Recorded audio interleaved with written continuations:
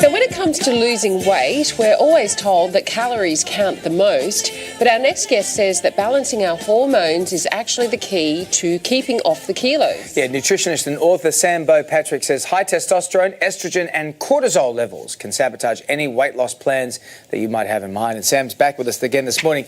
Great to see you, Sam. So explain to us the link again between hormone levels and weight loss. Yeah, so hormones are things that both sexes make, and they're like our internal postal service. They take messages from one part of your body to another. Now, if we're confusing our body because we're stressed, when we're meant to be relaxing, going to bed, say at night, those hormones are still working really hard, and a lot of them will alter our resting hormone levels, and that leads to weight gain in so many instances.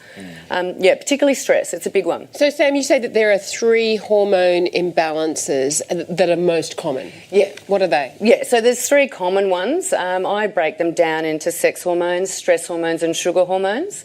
So stress hormones are things like high cortisol levels, high testosterone, and so many people are just stressed now when they're, in bed at night. They're wired, but they're exhausted. Worrying about what they've got to do the next day? Or... Yeah, if they're going to be late for work, if they've got emails to open, all that sort of thing. So the body's churning the whole time. So cortisol and testosterone go up. That helps put on weight around your tummy. So that's one of the... And sugar hormones, particularly, a lot of people feel like they're eating healthy. They'll be having fruit salads or sushi and rice. That's a lot of natural sugar right there. If they're eating it in front of the computer as well, they've got the double whammy of the high cortisol, goes straight on the belly.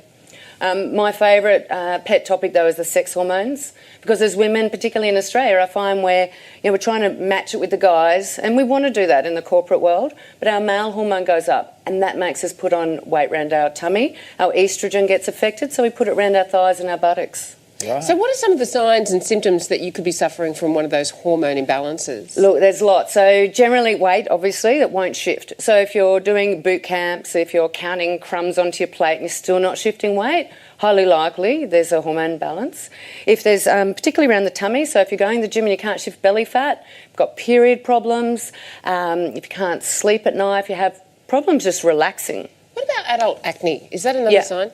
Yeah, so adult acne is a great example. So 1 in 2 Australian women, adult women have acne issues, and generally it will come down to food and a hormone imbalance. It's so many women are suffering with acne who just don't need to. Yeah. So what strategies can we put into place to help us lose weight?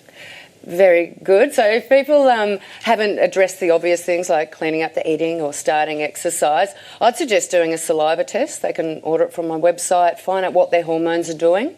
Hormones are best measured that way, not on blood testing.